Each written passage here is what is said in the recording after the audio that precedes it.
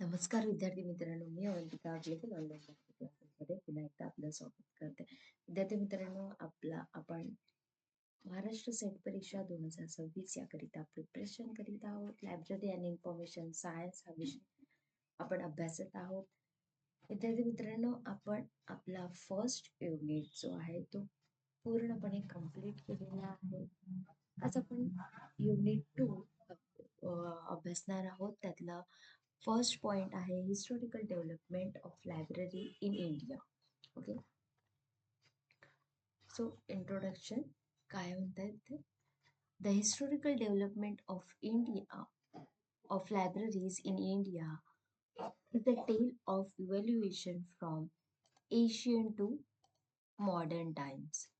Libraries have played a crucial role in preserving knowledge, fostering education and shaping intellectual growth. भारतातील ग्रंथालयाच्या ऐतिहासिक विकास हा प्राचीन काळापासून ते आधुनिक काळापर्यंतच्या उत्क्रांतीची कहाणी आहे. Asian to modern times. Okay, लायब्ररीचा प्ले आणि क्रुशियल रोल. लायब्ररी महत्वाचा रोल प्ले करते नॉलेज प्रिझर्व करण्यासाठी, शिक्षणाला चालना देण्यासाठी आणि बौद्धिक विकासाला आकार देण्यात, shaping intellectual growth. Okay, this overview highlight the significant phase and transformation in the Indian library landscape. हा आढावा भारतीय ग्रंथालयाच्या भूदृश्यातील महत्त्वपूर्ण टप्पे आणि परिवर्तनावर प्रकाश टाकतो. एशियन पिरियडलाच मराठीत प्राचीन काळ असे म्हणतात. Earliest library in Asian Indian libraries. The concept of libraries in ancient India can be tracked back to the Vedic period. So, प्राचीन काळ होता, त्या ग्रंथालयातील संकल्पना हे वैदिक काळापासून सुरू झाली होती. Earlier libraries were associated with religion institutions and were known as Gurukul or ashrams. जे सुरुवातीची ग्रंथालय होती, प्राचीन काळातील जी ग्रंथालय होती किंवा जे विद्यापीठे होती, ते धार्मिक संस्थेशी जुडलेली असायची, धार्मिक संस्थेशी संबंधित असायची. त्यामुळे त्यांना गुरुकुल आश्रम असं ओळखले जात होते. The center to learning were managed by scholar and provide access to texts such as Vedas, Upanishad and other religious and philosophical works. हे अध्यापनाची केंद्रे होती, ते जे स्कॉलर्स होते, विद्वांस होते, त्यांच्याद्वारे व्यवस्थापित केली जात होती.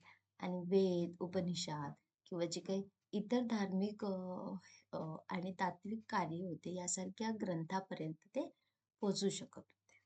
ओके, नालंदा आणि तक्षशिला नाव ऐकलंच असेल तुम्ही. One of the most renowned Asian library was the one of the Nalanda University. Sirsa, 5th century CE, Nalanda was a significant Buddhist center and housed a vast collection of manuscript and text, attracting scholars from across Asia. Nalanda आणि तक्षशिला या सर्वात प्रसिद्ध प्राचीन ग्रंथालयापैकी एक म्हणजे नालंदा विद्यापीठातील ग्रंथालय. नालंदा विद्यापीठातील ग्रंथालय हे एक सुप्रसिद्ध असं प्राचीन ग्रंथालयापैकी एक आहे, जे सुमारे 5व्या शतकातील आहे. Nalanda was significant Buddhist center and housed vast collection of manuscript and texts attracting the scholar from across Asia. जे हे सेंटर आहे, जे नालंदा युनिव्हर्सिटी आहे, हे बौद्धिक केंद्र होते, बुद्धिस्ट सेंटर होतं, ज्यात हस्तलिखिते आणि ग्रंथाचा मोठा संग्रह होता, ज्यामुळे आशियातील जे विद्वान आकर्षित होत होते. Okay. Takshashila was another prominent established hub with notable library.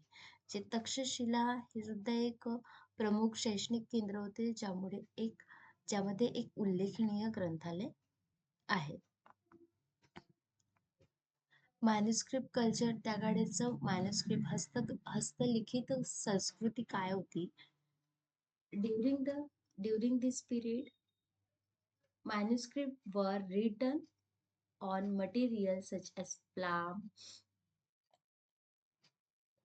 palm leaves, bridge bar, and paper. या आधी काय व्हायचं की डायरेक्ट बुक्स तर आलेले नाहीयेत ना, डायरेक्ट पेपरचं निर्माण झालेलं आहे का? नाही. तर त्याकडेच बुक्स, पेपर या सगळ्या गोष्टी अवेलेबल नव्हत्या. तर ते जे डेटा त्यांच्याजवळ होता, जे नॉलेज त्यांच्याकडे होतं, ते नॉलेज ज्ञान त्यांना टिकवून ठेवण्यासाठी आपण जसं त्याला मॅन्युअल रिटन फॉर्ममध्ये ठेवतो. डिजिटलचा जमाना असल्यामुळे आपण डिजिटल प्रिझर्वेशन सुद्धा करतो. पण त्यावेळेस डिजिटल आणि मॅन्युअल असं काहीच नव्हतं. बुक्स त्यावेळेस निर्माण झाल्या नव्हत्या, पेपरचं त्यावेळेस निर्माण झाले नव्हतं. पण अशा वेळेस त्यांना जे ज्ञान होतं, ते ज्ञान त्यांना टिकवून ठेवण्यासाठी ते काय करायचे, झाडाची जी पानं असायची त्यावर आपलं नॉलेज ते राईट करून ठेवायचे, प्रिझर्व करून ठेवायचे, दगडावर कोरून ठेवायचे, झाडांची जी साल असायची त्यावर ते ज्ञान कोरून ठेवायचे. त्यावेळेस आपले आता जसे लायब्ररीज दिसत आहेत, एक रूम आहे, तिथे स्टॅग्स हे आहेत, रॅक आहे आणि त्यामध्ये लायब्ररी बुक्स अरेंज केलेले आहेत. त्यावेळेस अशी लायब्ररी नव्हती. त्यावेळेस झाडांची पाने यावर माहिती लिहून असायची, झाडांची साल असायची, ताडपत्र असायची, त्यावर ते सगळे नॉलेज जे होतं ते रिटन फॉर्ममध्ये ते लिहून ठेवायचे. Okay. The preserving and कॉपिंग of this manuscript were vital for maintaining the knowledge of that era. त्या काळातील ज्ञान टिकून ठेवण्यासाठी या हस्तलिखिताचे जतन आणि प्रत तयार करणे अत्यंत महत्वाचे होते. ओके. मेडिवल पिरियड, मध्यकाल कसा होता? डेव्हलपमेंट अंडर द मुघलांच्या आधिपत्याखाली विकास झालेला. Mughals libraries, the Mughal Empire saw the Mughal Empire 1526 to 1857 हा जो होता हा मुघलांचा काल होता. saw the growth of royal libraries. Emperor Akbar established a significant library in Fatehpur Sikri, which included vast collection of manuscript in Persian, Arabic, and Sanskrit. जे मुघल साम्राज्य होतं, Mughal libraries होते, त्या मुघल साम्राज्याचा जो काळ होता तो 1526 ते 1857 असा होता. त्यामध्ये त्यांनी पहिले शाही ग्रंथालयाची वाढ केली आणि सम्राट अकबराने फतेहपूर येथे सिक्री येथे ही लायब्ररी महत्वपूर्ण लायब्ररी स्थापन केली, ज्यामध्ये पर्शियन, फारसी, अरबी आणि संस्कृत या लँग्वेज मध्ये हस्तलिखिताचा मोठा संग्रह त्याने कलेक्ट केला. Okay. His successor Jahangir and Shah Jahan continue this tradition, enhancing the collection and patronage of libraries. त्याचे उत्तराधिकारी जे होते जहागीर आणि शहाजी यांची जी परंपरा होती ती त्यांनी चालू ठेवली. कंटिन्यूअस दिस ट्रेडिशन्स. ग्रंथालयाचा संग्रह आणि संरक्षण त्यांनी वाढवले. Okay. The role of scholar and manuscript library. विद्वान आणि हस्तलिखित ग्रंथालयाची भूमिका काय होती त्यावेळेस? लोकल स्कॉलर जे होते ते Scholars such as Abul Fazl and Darasi were instrumental in the development and enriched to his libraries. Manuscript library often housed in Moscow. The other religion institution play a crucial role in preserving and disseminating knowledge. जो अबू अल फाझी आणि दारा सिंग होते या विद्वानाने जे scholar होते हे दोन या स्कॉलरनी ग्रंथालयाचा विकास आणि समृद्धीमध्ये मोलाचे योगदान दिलेले आहे. यामध्ये त्यांनी हस्तलिखित ग्रंथालय जी बहुतेकदा मशिदी आणि इतर धार्मिक संस्थांमध्ये असतात. त्यामध्ये ज्ञानाचे जतन करणे आणि ज्ञान प्रसारित करणे है ना, प्रिझर्विंग अँड डिसेमिनेटिंग नॉलेज यात त्यांनी महत्वाची भूमिका बजावली आहे. ओके. कॉलोनियल पिरियड वसाहतीचा काळ, British influence and library development. Early British efforts during the British colonial period, the approach toward library underwent a significant transformation. The British establishment public library and began to formalize library service. The focus on shift to making libraries accessible to a broader population. जे सुरुवातीचे British प्रयत्न काय होते, त्यांनी ब्रिटिशांनी काय efforts घेतले library बद्दल, तर ब्रिटिश वसाहत काळात लायब्ररीकडे पाहण्याचा जो दृष्टिकोन होता तो लक्षणीय परिवर्तन घडवून आणणारा होता. ब्रिटिशांनी सार्वजनिक ग्रंथालय स्थापन केली आणि ग्रंथालय सेवांना औपचारिक स्वरूप देण्यास सुरुवात केली. पब्लिक लायब्ररी त्यांनी सुरू केली आणि त्याला फॉर्मलाइज सर्व्हिसेस देणं, त्याच्यात फॉर्मलाइज सेवा देणे त्यांनी सुरू केली. ग्रंथालय अधिकाधिक लोकसंख्येसाठी उपलब्ध करून देणे यावर त्यांनी लक्ष केंद्रित केलं. ओके. द वर्नॅक्युलर मुवमेंट, स्थानिक भाषा चळवळ. The British administration also support the vernacular movement. British प्रशासनाने जे स्थानिक भाषा चळवळ होतं त्याला पाठिंबा दिला, ज्यामुळे leading to the establishment of libraries that serve local language and dialects. जे बोलीभाषा होती, जी स्थानिक भाषा होती, ती त्या भाषांना सेवा देणाऱ्या ग्रंथालयाची स्थापना त्यांनी केली. Major libraries establishment. काही प्रमुख लायब्ररीची स्थापना झालेली त्या काळात, जसं national library of India 1856. Okay, the National Library of India in Kolkata, originally known as the Imperial Library. Imperial Library, National Library of India याला ओरिजिनली Imperial Library म्हणून सुद्धा ओळखल्या जाते. Was established the house the book and manuscript collect during the colonial period. Kolkata येथील राष्ट्रीय ग्रंथालय वसाहती काळात गोळा केलेली पुस्तके आणि हस्तलिखित ठेवण्यासाठी ही लायब्ररी जी आहे ती एस्टॅब्लिश करण्यात आली, स्थापित करण्यात आली. Okay. The Asiatic society library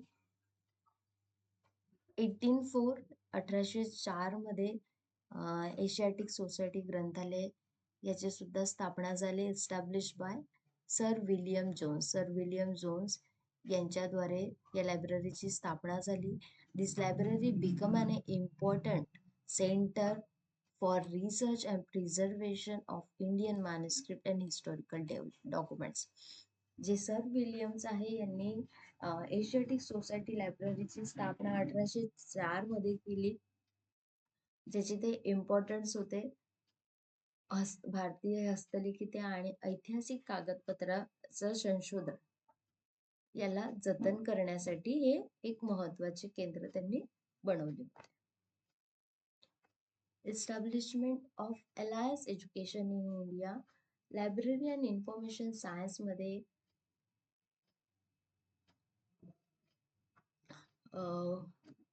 काही स्थापना झालेल्या आहेत एज्युकेशन लायब्ररीशी रिलेटेड, ते बघणार आहोत आपण. W.A. Borden, an American librarian, introduced the first formal library training course in India in 1911. 1911 ला W.A. बॉर्डन यांनी, हे एक अमेरिकन लायब्ररियन होते, यांनी भारतातील पहिले औपचारिक ग्रंथालय प्रशिक्षण अभ्यासक्रम सुरू केले. ओके, इम्पॉर्टंट आहे, यावर क्वेश्चन येतो. ओके, म्हणून मी याला हायलाइट केलेला आहे. He was invite in 1910 by Maharaja Sayajirao Gaikwad of Baroda. 1910 मध्ये महाराजा सयाजीराव गायकवाड यांनी त्यांना राज्यातील सार्वजनिक ग्रंथालय प्रणाली उभारण्यासाठी आमंत्रित केलं होतं. Supported to the public library. Okay, Borden was appointed director of the State Library Department, Baroda. महाराजांनी बॉर्डन यांची राज्य ग्रंथालय विभागाचे संचालक म्हणजे director of the state library development, Baroda येथे त्यांनी त्याची नियुक्ती केली. Okay, the first year library training course was conducted at Central Library, Baroda with 11 selected student, आणि त्याच्यात 8 जे मेन होते आणि 3 जे वुमेन होते. 8 पुरुष आणि 3 स्त्री असे त्या फर्स्ट ट्रेनिंग जे 1 इयर लायब्ररी ट्रेनिंग त्यांनी सुरू केलं होतं, त्यात हे 11 लोक होते.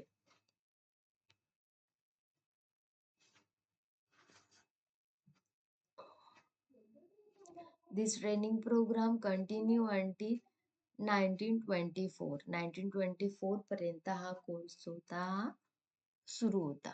Okay, second library school at Punjab University.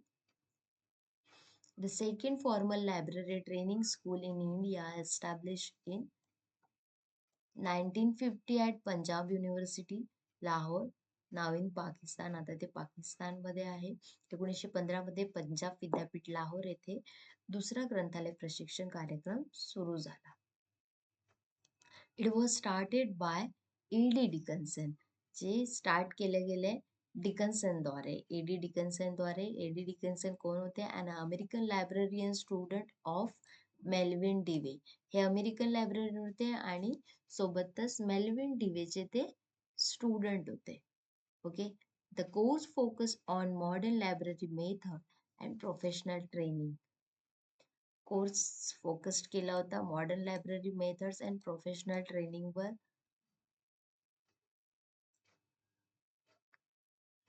Okay, from 1928 only graduate were admitted, and from 1931 German and French become compulsory.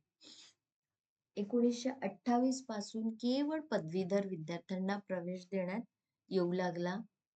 Okay, जे ग्रॅज्युएट स्टुडंट होते त्यांनाच ऍडमिट केलं गेले, आणि 1931 पासून जर्मन आणि फ्रेंच भाषा शिकवणे अनिवार्य केले, कंपल्सरी केले. Okay, the certificate course in library science continue until 1947. Certificate course हा 1947 ला त्यांनी चालू केलंय. इंडियन इंडिपेंडन्सी, भारताच्या स्वातंत्र्यापर्यंत ते कंटिन्यू चालू होतं. And produce many trained library who later held important position. Okay. Early library training initiated in India. इंडियाने काय लायब्ररी ट्रेनिंगसाठी इनिशिएटिव्ह घेतलेले आहे. आंध्र देश लायब्ररी असोसिएशन 1920 मध्ये आंध्र देश लायब्ररी असोसिएशन घडून आले. त्या असोसिएशननी काय इनिशिएटिव्ह घेतले? द आंध्र देश Library Association started the first library training course conducted by Library Association in India 1920 at Vijayawada. Vijayawada येथे आंध्र देश लायब्ररी असोसिएशनने ग्रंथालय संघटनेद्वारे सुरू केलेला भारतातील पहिला ग्रंथालय प्रशिक्षण अभ्यासक्रम हा विजयवाडा येथे सुरू केला त्यांनी. Mysore state 1920. In 1920, the training program for librarian and library worker was introduced in Mysore State, now Karnataka. It was conducted in Bangalore under the Library Development Program initiated by Sir M. Vishwavasari.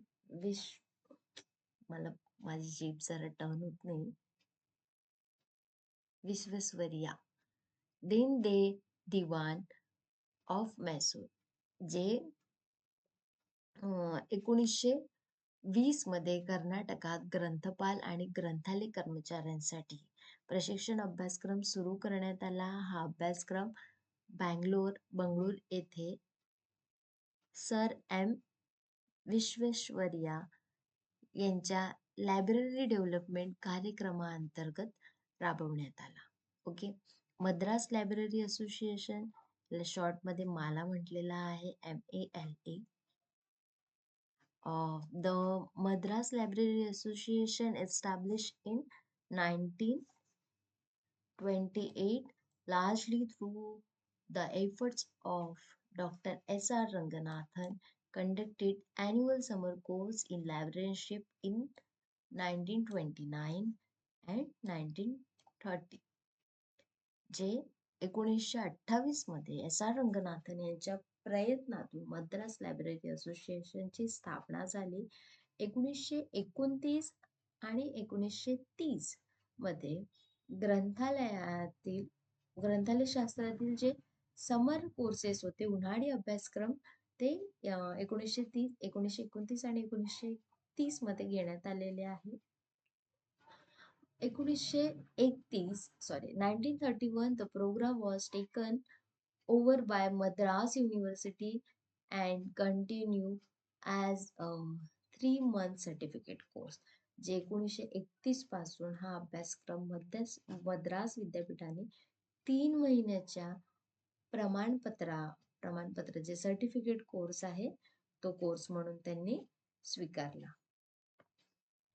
Okay. Empirical Library Course of Calcutta 1935.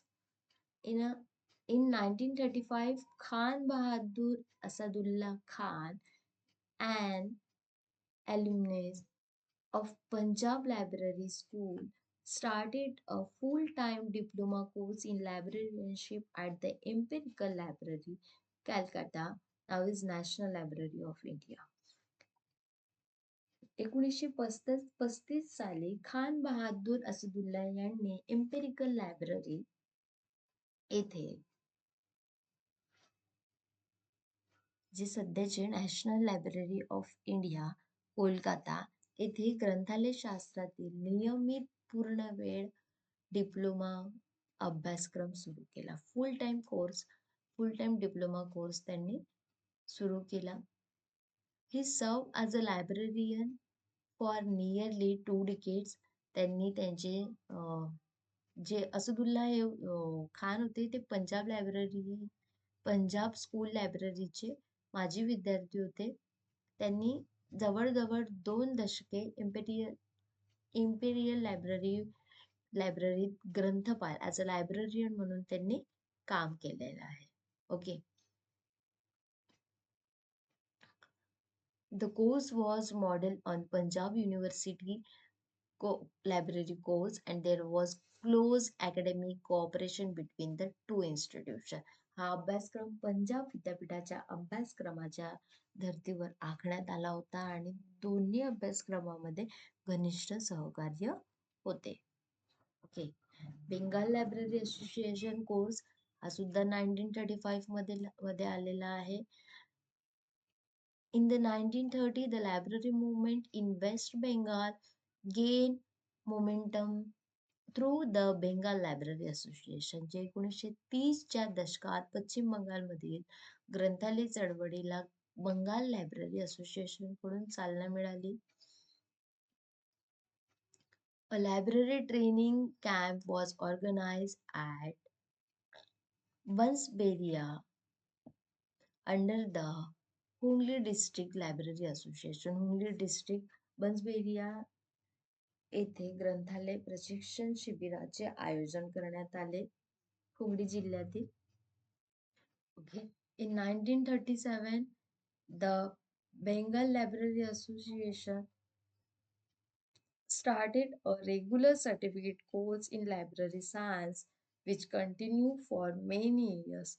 1937 मध्ये Bengal library असोसिएशनने ग्रंथालय शास्त्रातील library आणि information science मधील नियमित प्रमाणपत्र regular certificate course जो आहे तो सुरू केला आणि तो दीर्घकाळ चालू राहिला.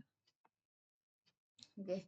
कोर्स ॲट युनिव्हर्सिटी लेवल, काही कोर्स होते जे युनिव्हर्सिटी लेवल होते. तो आंध्रा युनिव्हर्सिटीने स्टार्ट केलेला 1935ला कोर्स स्टार्ट केलेला. Andhra university started an a diploma course in 1935. ग्रंथालय शास्त्रातील डिप्लोमा अभ्यासक्रम 1935 मध्ये आंध्रा विद्यापीठाने सुरू केला. And next one was started bye Madras university, आणि त्याच्या पुढील अभ्यासक्रम जो आहे तो मद्रास युनिव्हर्सिटीने सुरुवात केला. However, shortly thereafter, the course remained suspended between 1937 and 1947. जे मात्र अल्पावधीतच काही शॉर्टली पिरियडमध्येच हा अभ्यासक्रम 1937 ते 1947 पर्यंत स्थगित करण्यात आला.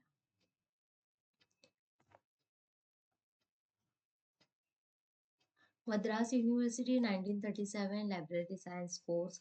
1937 मध्ये Madras university city start a full time 1 year post graduate diploma course in library science. Library सायन्सचा ग्रंथालय शास्त्राचा 1 year 1 वर्षाचा पूर्ण वेळ फुल टाइम कोर्स त्यांनी सुरू केला.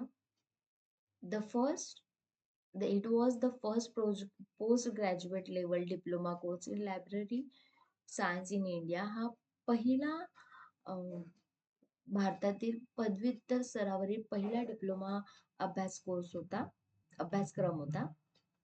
The course became a model for library training program both before the after independence.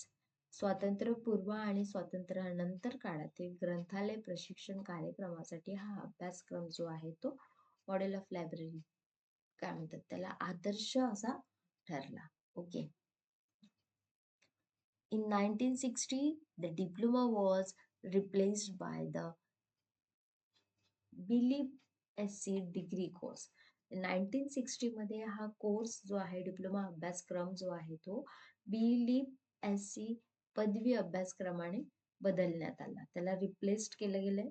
Doctor S.R. Ranganathan play a key role in conducting and developing this programme at Madras university. Doctor S.R. Ranganathan यांनी 1944 मध्ये ते निवृत्त झाले आणि त्यांनी यासाठी खूप महत्वाचे असे प्ले रोल केलेला आहे. Okay.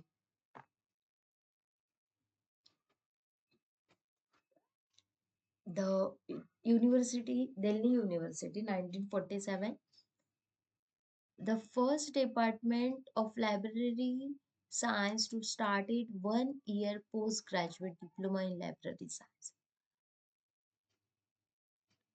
A few weeks before the dawn of independence on August 15, 1940, 1947 was at the University of Delhi. This was the first department of library science in the country which is continued as a teaching department like other teaching department in the university setup. जे अं,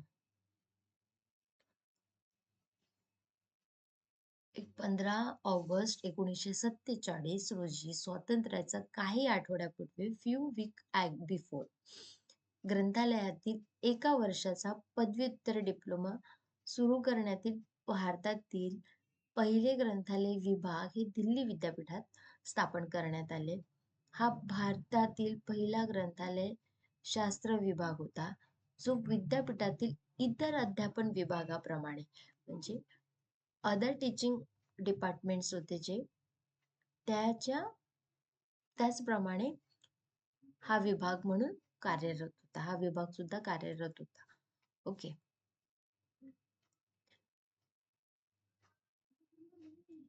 1 year postgraduate diploma course, the advanced course leading to the award of the Master of Library Science (MLib SC). Degree was started in 1948. 1948 मध्ये एक वर्षाचा पदव्युत्तर diploma अभ्यासक्रमानंतर master of library science पदवीकडे नेणारा हा प्रगत अभ्यासक्रम सुरू करण्यात आला. कधी करण्यात आलाय? 1948. Okay. In addition to these two course provision was also made in 1948 for the conduct of research program leading to the award of PhD degree in 1948. या दोन अभ्यासक्रमा व्यतिरिक्त 1948 मध्ये PhD पदवीसाठी संशोधन प्रोग्राम जे आहे कार्यक्रमाची तरतूद करण्यात आली. After Ranganathan departure in 1955 मध्ये रंगनाथन यांच्या निवृत्तीनंतर the department was unable to offer MLib SC course during 1956 to 1958. Ranganathan sir यांच्या निवृत्तीनंतर 1956 ते 58 पर्यंत या काळात डिपार्टमेंटला एमलिब हा कोर्स चालवता आला नाही.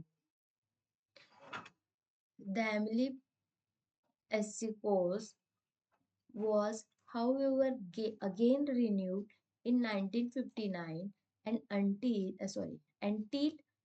1968.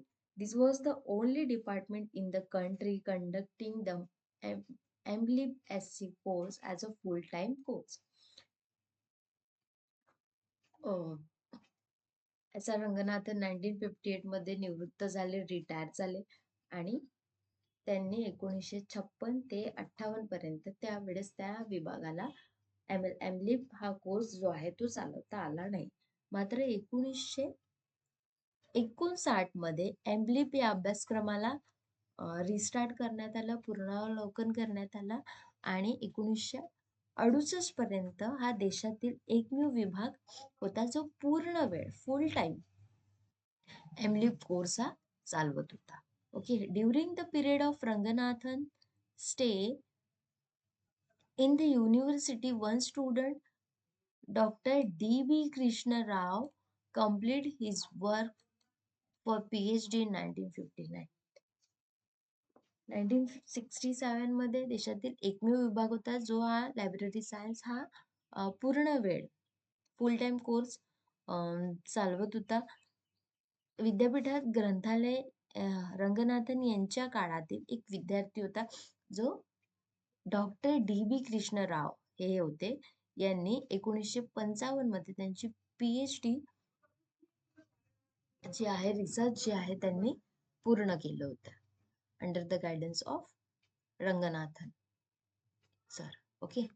होप तुम्हाला क्लास समजला असेल. तर तुम्ही त्याला लाईक करू शकता, शेअर करू शकता आणि काही क्वेरीज असेल तर तुम्ही कमेंट्स बॉक्सला पुट करू शकता. ओके. थँक्यू.